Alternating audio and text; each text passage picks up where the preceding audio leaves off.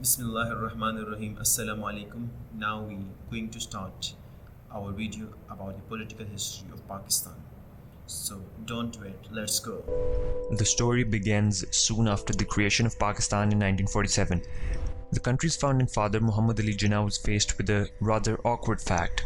There were almost as many Muslims, if not more, in India than there were in this newly created country of Pakistan. So it is quite obvious that Jinnah was very conscious of this fact when he delivered his famous speech on the 11th of August 1947, clearly stating that religion has nothing to do with the business of the state. Just 2 years later, an objectives resolution was passed, which was supposed to be a summary of the final constitution. And just guess where a huge chunk of it came from. The work of a man who during the Pakistan movement had actually denounced Jinnah, the chief of Jamaat-e-Islami and an Islamic scholar Abdul Allah Maududi. Contrary to common belief, he wasn't just another Islamic cleric. He was a well-read and prolific journalist and author. Not only did he challenge the Muslim nationalists of the likes of Jinnah, but he had also managed to offend many Deobandi and Barelvi scholars. So when the 1956 constitution changed the name Republic of Pakistan to Islamic Republic of Pakistan, it did not come as a surprise to many. In 1958, President Iskandar Mirza, who wasn't happy with the constitution, terming it as a selling of Islam for political ends, conspired with the military chief Ayub Khan and dismissed the assembly, and the country's first martial law was imposed.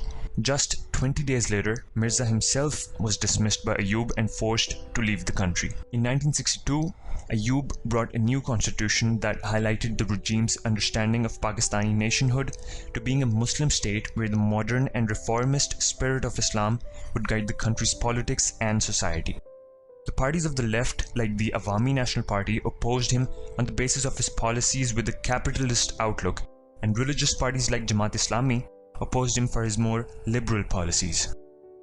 Politics in Pakistan was already getting much complicated by the time Ayub transferred power to Yahya Khan in 1969. In the elections of 1970, Sheikh Mujibur Rahman of Awami League won the highest number of seats in East Pakistan, and the People's Party of Pakistan was the winner in the West. The delay in the handing of power to the Awami League saw the eruption of a full-scale war in East Pakistan. This war resulted in East Pakistan becoming the independent Republic of Bangladesh. In December 1971, the power was handed over to the elected Zulfikar Ali Bhutto's party, the Pakistan People Party. It was in 1972 that Pakistan studies became a compulsory subject in schools. Although the Bhutto regime was populist, socialist, and largely secular, in 1973 it managed to get a consensus from all parties to unveil a new constitution that reintroduced Pakistan as an Islamic republic. In 1976, a 9-party alliance of religious and anti-Bhutto secular parties united under the umbrella of the Pakistan National Alliance, or the PNA. In 1977, the Bhutto regime met the main religious leaders of the PNA belonging to JI, the Jamiat Ulma Islam and the Jamiat Ulma Pakistan, and agreed to make Friday the weekly holiday instead of Sunday. He also agreed to ban the consumption and sale of alcohol and close down all the nightclubs and bars. But this did not save him from receiving another shock. In July 1977, his own general toppled him and then arrested him, which led to a shameful trial of his hanging. Zia almost immediately got down to the business of radically transforming the ideological complexion of Pakistan, starting with the ban of any mention of Jinnah's famous speech of 11th August 1947. Soon, Jinnah's famous motto, Unity, Faith, Discipline, was changed to Faith, Unity, Discipline, placing faith before the others.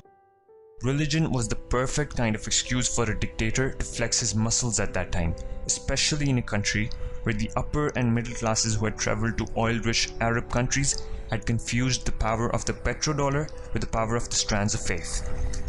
The greatest tragedy of Zia's policies was the birth of a mindset that refused to recognize the multi-ethnic and multi-sectarian makeup of the country, and instead offered a rather complex, stiff, and art for the mainstream, and in the process retarding the natural evolution of Pakistan's multicultural character and society. It also offended various Muslim sects and subsects, creating serious sectarian tensions. In 1988, on a clear, bright day, a special VIP C-130 Hercules took off from Bahawalpur airport. 2 minutes later, it dove nose first into the desert, exploding in a ball of fire. In it, along with other top-rated Pakistani officials, was Ziaul Haq. No one survived. Soon, the general elections were held and Benazir Bhutto of PPP became the first woman prime minister in the history of Pakistan. Only 2 years later, President Ghulam Ishaq Khan dissolved the National Assembly, dismissing Bhutto's government on charges of alleged corruption and incompetence. Fresh elections were held and Nawaz Sharif was elected as the prime minister. You would think this time the democracy was finally restored. However, unfortunately, 3 years later, Sharif's government was dismissed for the same reasons: alleged corruption and incompetence. General elections were held.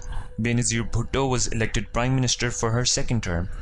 Farooq Lagari, a member of the PPP, was elected as the country's president. Another 3 years went by and President Farooq Lagari dissolved the National Assembly, dismissing Benazir Bhutto's government, which was operating under a cloud of corruption allegations. General elections were held again.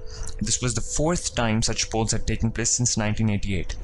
Nawaz Sharif's PMLN party won in a landslide, and he was elected prime minister for the second time. 2 years later, his army chief, General Pervez Musharraf, took power in a coup, placing Nawaz Sharif and other political leaders under house arrest. Pakistan saw another long period of military dictatorship, which finally came to an end when general elections were held in 2008, with Yusuf Raza Gilani elected prime minister and Asif Ali Zardari, Bhutto's widower and now co-chairman of the PPP, replacing Musharraf as president. In 2013, the PPP-led coalition government became Pakistan's first democratically elected civilian-led government to complete its 5-year term in office. A caretaker government was appointed and a general election was set for the 11th of May. Ever since I was a kid, I have heard my dad saying this country is going through critical times.